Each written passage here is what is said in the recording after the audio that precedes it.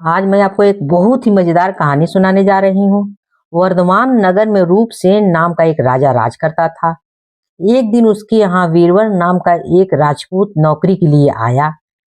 राजा ने उसे पूछा कि उसे खर्चे के लिए क्या चाहिए, तो उसने जवाब दिया, 1000 तोले सोना। सुनकर राजा को बड़ा आश्चर्य हुआ। राजा ने पूछा, तुम्हारे साथ कौन कौन है? उसने जवाब दिया, मेरी स्त्री, बेटा और बेटी।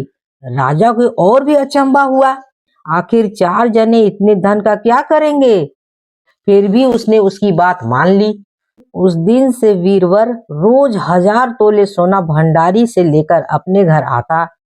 उसमें से आधा ब्राह्मणों को बांट देता, बाकी के 2 हिस्से करके एक मेहमानों और वैरागियों और सन्यासियों को देता और दूसरे से भोजन बनाकर गरीबों को खिलाता।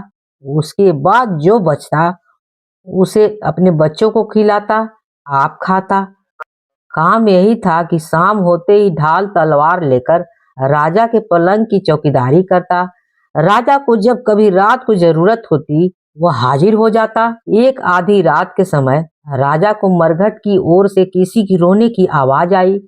उसने वीरवर को पुकारा तो वह आ गया।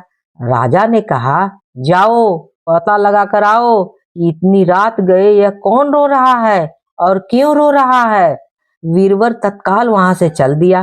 मरघट में जाकर देखता क्या है, इस सिर से पांव तक एक स्त्री गहनों से लदी हुई कभी नाचती है, कभी कूदती है और कभी सिर पीट पीट कर रोती है, लेकिन उसकी आंख में एक बूंद आंसू भी नहीं निकलती। वीरवर ने पूछा, तुम कौन हो, क्यों रोती हो? उसने कहा, मैं राजलक्ष्मी हूँ। रोती इसलिए हूँ कि राजा विक्रम के घर में खोटे काम होते हैं, इसलिए वहाँ दरिद्रता का डेरा पड़ने वाला है।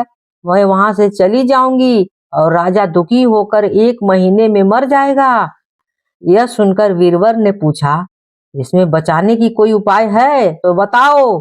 स्त्री बोली, हाँ है। यहाँ से पूरब में 1 योजना पर एक देवी माँ की मंदिर है। अगर तुम उस देवी पर अपने बेटे का शीश चढ़ा दो तो विपदा टल जाएगी। फिर राजा 100 वर्ष तक बेखटके राज करेगा। वीरवर घर आया और अपनी पत्नी को जगाकर सब हाल कहा। स्त्री ने बेटे को जगाया, बेटी भी जाग पड़ी। जब बालक ने बात सुनी तो वह खुशी होकर बोला, आप मेरा शीश काट कर जरूर चढ़ा दें। एक तो आपकी आज्ञा, दूसरी स्वामी का काम, तीसरे यह देवता पर चढ़े।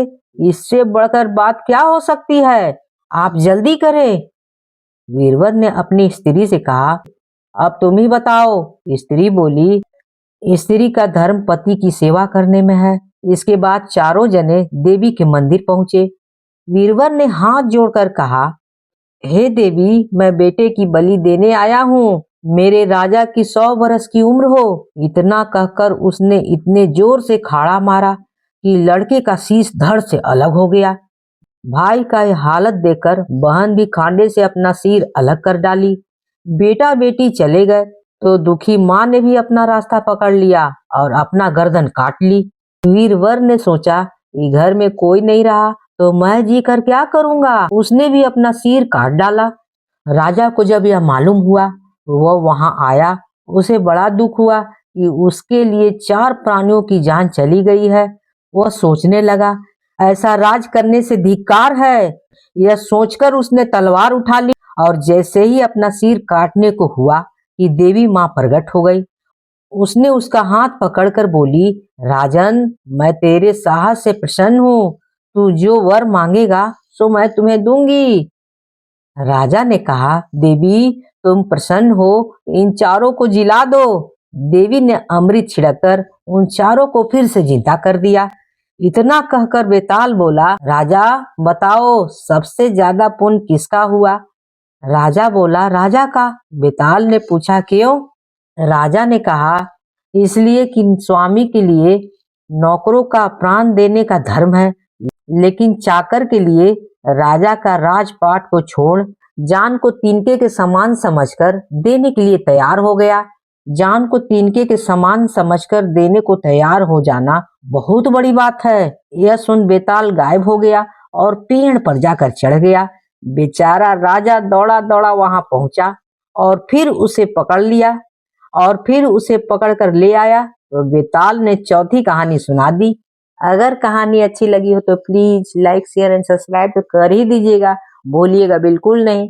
आज मैं आपको एक बहुत ही मजेदार कहानी सुनाने जा रही हूँ। एक दिन राजा विक्रमादित्य शिकार खेलते खेलते एक ऊंचे पहाड़ पर आ गए। वहां उन्होंने देखा एक साधु तपस्या कर रहा है। साधु की तपस्या में विघ्न न पड़े यह सोचकर वे उसे श्रद्धा पूर्वक प्रणाम करके लौटने लगे। उनके मुड़ते ही साधु ने आवाज लगा दी और उन्हें रुकने को कहा। विक्रमादित्य रुक गए और साधु ने उनसे प्रसन्न होकर उन्हें एक फल दिया। जो भी यह फल खाएगा तेजस्वी और यशस्वी पुत्र प्राप्त करेगा। फल प्राप्त करने के बाद वे लौट रहे थे तो उनकी नजर एक तेजी से दौड़ती महिला पर पड़ी। दौड़ते दौड़ते एक कुएं के पास आई और छलांग लगाने लगी। विक्रमादित्य ने उसका हाथ थाम लिया और इस प्रकार आत्महत्या करने के कारण जानना चाहा। महिला ने बताया कि उसकी कई लड़कियां हैं पर पुत्र एक भी नहीं है, क्योंकि हर बार लड़की ही जन्म लेती है। इसलिए उसका पति उससे नाराज है और गाली गलौज करता है तथा मारपीट भी करता रहता है। वह इस दुर्दशा से तंग होकर आत्महत्या करने जा रही थी। राजा विक्रमादित्य ने साधु वाले फल उसे दे दिए तथा आश्वासन दिया कि अगर उसका पति फल खाएगा तो इस बार उसे पुत्र प्राप्ति होगी। कुछ दिन बीत गए। एक दिन एक ब्राह्मण विक्रमादित्य के पास आया और वही फल उनको भेंट किया। विक्रमादित्य स्त्री की चरित्रहीनता से बहुत दुखी हुए। ब्राह्मण को विदा करने के बाद वे फल लेकर अपनी पत्नी के पास आए और उसे वह फल दे दिए। विक्रमादित्य की पत्नी चरित्रहीन थी और नगर के कोतवाल से प्रेम करती थी। उसने वह फल नगर कोतवाल को दे दिया ताकि उसके घर पुत्र प्राप्ति हो। नगर कोतवाल एक वेश्या से प्रेम में पागल था और उसने वही फल वह वेश्या को दे दिया। वेश्या ने सोचा कि उसको लाख पुत्र हो और वो भी तेज हो, पर सामाजिक प्रतिष्ठा प्राप्त नहीं हो सकती है। उसने काफी सोचा। उसके बाद यह निष्कर्ष निकाला कि इस फल को खाने का असली अधिकारी तो राजा है। राजा विक्रमादित्य ही है। उसका पुत्र उसी जैसा राजा के योग होगा तो प्रजा की देख रेख अच्छी तरह से होगी और सभी खुश रहेंगे। यही सोचकर उसने विक्रमादित्य को वह फल भेंट कर दिया। फल को देखकर विक्रमादित्य ठगे से रह गए। उन्होंने पड़ताल कराई तो नगर कोतवाल और रानी के अवैध संबंध का पता चल गया। वे इतने दुखी हुए और खिन्न हो गए कि राज को ज्यों का त्यों छोड़कर वन में चले गए और कठिन तपस्या में लग गए। क्योंकि विक्रमादित्य देवताओं और मनुष्यों को समान रूप से प्रिय थे, देवराज इंद्र ने उनकी अनुपस्थिति में राज की रक्षा के लिए एक शक्तिशाली देव भेज दिया। वह देव राज की बड़ी मुस्तैदी से रक्षा तथा पहरेदारी करने लगा। कुछ दिनों के बाद विक्रमादित्य का मन अपनी प्रजा को देखने को किया। जब उन्होंने अपने राज में प्रवेश करने की चेष्टा की तो देव सामने आकर खड़ा हो गए। उसे अपनी वास्तविकता पहचान देने के लिए विक्रमादित्य ने उससे युद्ध किया और पराजित किया। पराजित देव मान गया कि उन्हें हराने वाला विक्रमादित्य है और उसने उन्हें बताया कि उनका एक पिछले जन्म का शत्रु यहाँ आ पहुंचा है और सिद्ध कर रहा है। वह उन्हें खत्म करने का हर संभव प्रयास करेगा। यदि विक्रमादित्य ने उसका वध किया होता तो लंबे समय तक वह निर्विघ्न राज करेंगे। योगी के बारे में सब कुछ बताकर उस देव ने राजा से अनुमति ली और चला गया। विक्रम की चरित्रहीन पत्नी गलानी से विष खाकर मर चुकी थी। विक्रम ने आकर अपना राजपाट संभाल लिया और राज का सभी काम सुचारू रूप से चलने लगा। कुछ दिनों के बाद उनके दरबार में वही योगी आ पहुंचा। उसने विक्रम को एक ऐसा फल दिया जिसे काटने पर एक कीमती लाल निकला। उसके बदले में विक्रम से उसकी सहायता की कामना की। विक्रम सहर्ष तैयार हो गए और उनके साथ चल पड़े। वे दोनों श्मशान पहुंचे तो योगी ने बताया कि एक पेड़ पर बेताल लटक रहा है और एक सिद्धि के लिए उसे बेताल की आवश्यकता है। उसने विक्रम से अनुरोध किया कि वे बेताल को उतार कर उसके पास ले आए। विक्रम उस पेड़ से बेताल को उतारकर कंधे पर लादने की कोशिश करने लगे। बेताल बार बार उनकी असावधानी का फायदा उठाकर उड़ जाता और पेड़ पर लटक जाता। ऐसा 24 बार हुआ। हर बार बेताल रास्ते में विक्रम को एक कहानी सुनाता। 25वीं बार बेताल ने विक्रम को बताया, जिस योगी ने उन्हें लाने भेजा है वह दुष्ट और धोखेबाज है। उनकी तांत्रिक सिद्धि की आज समाप्ति है तथा आज वह विक्रम की बलि देगा। जब विक्रम देवी के सामने सर झुकाएगा, राजा की बलि से ही उसकी सिद्धि पूरी हो सकती है। विक्रम को तुरंत इंद्रदेव की चेतावनी याद आई। उन्होंने बेताल को धन्यवाद दिया और उसे लादकर योगी के पास आए। योगी उसे देखकर अत्यंत हर्षित हुआ और विक्रम ने योगी को सर झुकाकर सर झुकाने की विधि बताने को कहा। ज्यों ही योगी ने अपना सर देवी के चरणों में झुकाया कि विक्रम ने तलवार से उसकी गर्दन काट दी। देवी बलि पाकर बहुत प्रसन्न हुई और उन्होंने विक्रम को दो बेताल सेवक दिए। उन्होंने कहा कि स्मरण करते ही ये दोनों बेताल विक्रम की सेवा में उपस्थित हो जाएंगे। विक्रम देवी माँ के आशीष पाकर आदर पूर्वक वापस महल लौट आए। अगर कहानी अच्छी लगी हो तो please like, share and subscribe तो कर ही दीजिएगा, भूलिएगा बिल्कुल नहीं। आज मैं आपको एक बहुत ही मजेदार कहानी सुनाने जा रही हूँ। एक बार पुरुषार्थ और भाग में इस बात पर ठन गई कि कौन बड़ा है और कौन छोटा है।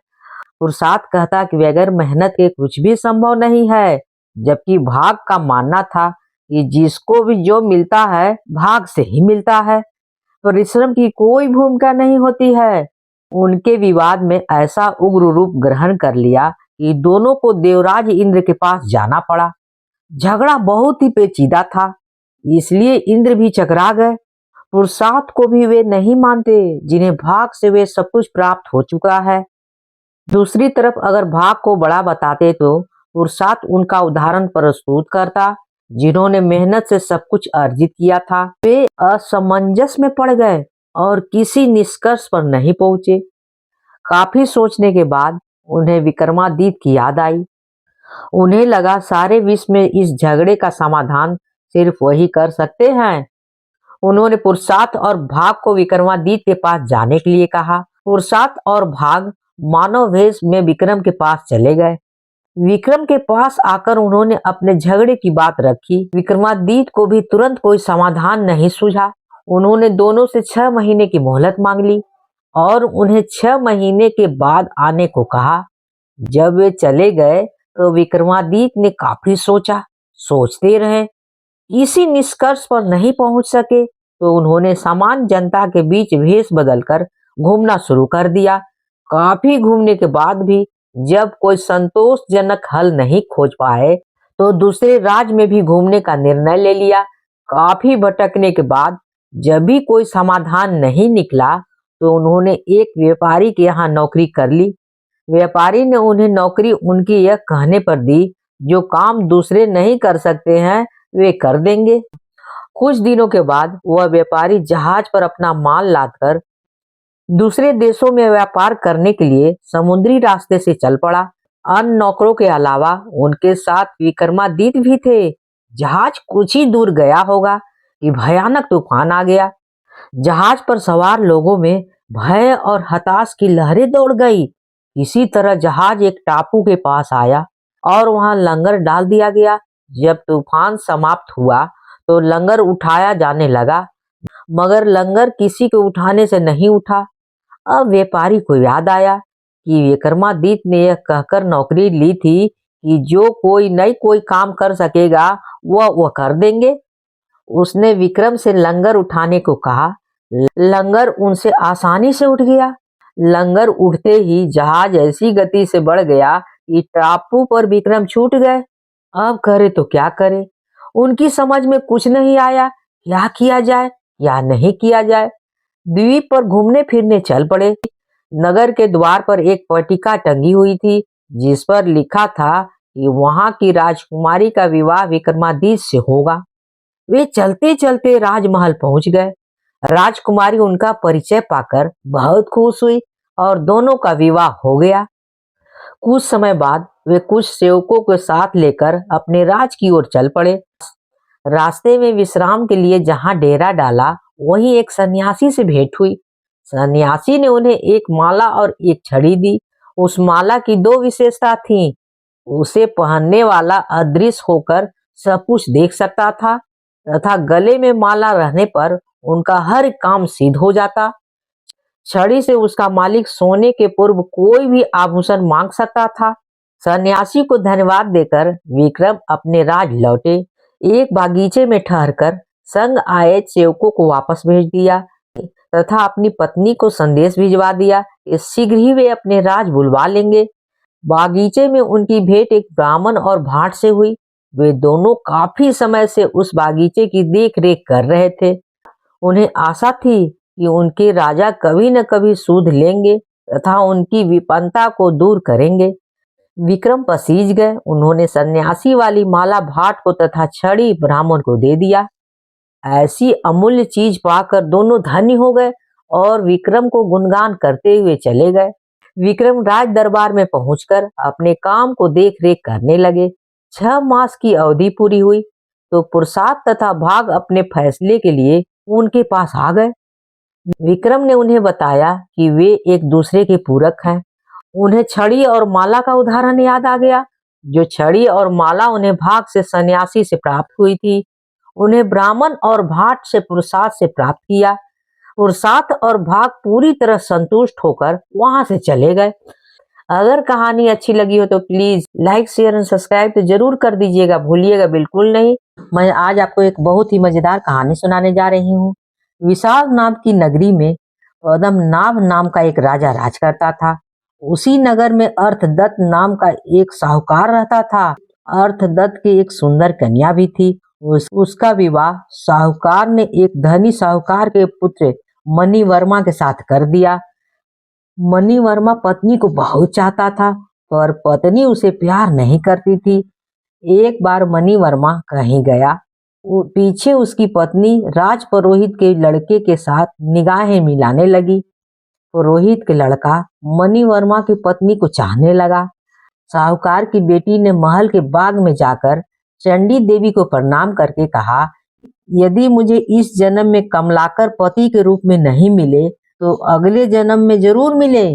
यह कहकर वह अशोक के पेड़ में दुपट्टा की फांसी बनाकर मरने को तैयार हो गई।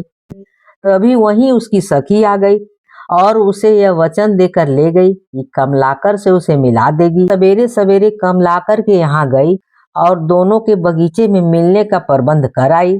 कमलाकर आया और उसने साहूकार की बेटी से मिला। वह बेताल होकर मिलने के लिए दौड़ा।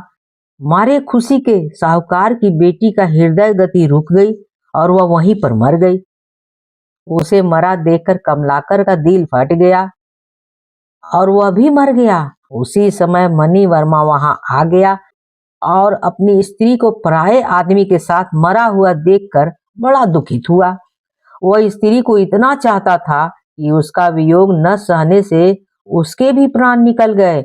चारों ओर हाहाकार मच गया। चंडी देवी प्रकट हुई और उसने सबको जीवित कर दिया। इतना कहकर बेताल बोला, राजन यह बताओ कि इन तीनों में से सबसे ज्यादा अंधा प्यार कौन करता था? राजन ने कहा, मेरे विचार में मणिवर्मा था, क्योंकि वह अपनी पत्नी को पराये आदमी के प्यार करते देखकर शोक से मर गया। साहूकार की बेटी और कमलाकर तो अचानक मिलने की खुशी से मरे। उसमें अचरज की कोई बात नहीं थी। राजा का यह जवाब सुनकर बेताल फिर से पेड़ पर जा लटका और राजा को वापस जाने के लिए कह दिया और राजा को वापस जाकर उसे लाना पड़ा। रास्ते में बेताल ने फिर एक कहानी सुनाई। अगर कहानी अच्छी लगी हो तो please like share and subscribe तो कर ही दीजिएगा, भूलिएगा बिल्कुल नहीं। आज आपको एक बहुत ही मजेदार कहानी सुनाने जा रही हूँ। गौड़ देश में वर्धमान नाम का एक नगर था, जिसमें एक गुणशेखर नाम का राजा राज करता था। उसका एक दीवान था जिसका नाम था अभय चंद्र। उस दीवान की समझाने से राजा ने अपने राज में शिव और विष्णु की पूजा की। गोदान, भूदान, पिंडदान आदि सब बंद करवा दिए। नगर में घोषणा करवा दी कि जो कोई भी यह काम करेगा उसका सब कुछ छीनकर उसे राज से बाहर निकाल दिया जाएगा। एक दिन दीवान ने कहा, महाराज, अगर कोई किसी को दुख पहुंचाता है और उसके प्राण लेता है तो पाप से उसका जन्म मरण नहीं छूटा, वह बार बार जन्म लेता है और मरता भी है। इसे मनुष्य का जन्म पाकर धर्म बढ़ना चाहिए। आदमी को हाथी से लेकर चींटी तक की रक्षा करनी चाहिए और सबकी भलाई करनी चाहिए। जो लोग दूसरों के दुख को नहीं समझते हैं और उन्हें सताते हैं, उनकी इस पृथ्वी पर उम्र घट जाती है और वे लूल्हे लंगड़े काने बौने होकर जन्म लेते हैं। राजा ने कहा, तुम ठीक कह रहे हो।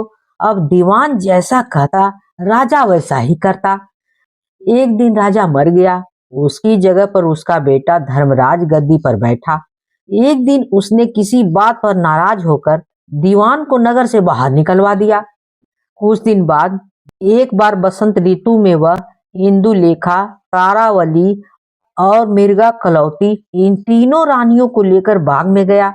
वहां जाकर उसने इंदुलेखा के बाल पकड़े तो उसके कान में लगा हुआ कमल उसकी जांघ पर गिर गया।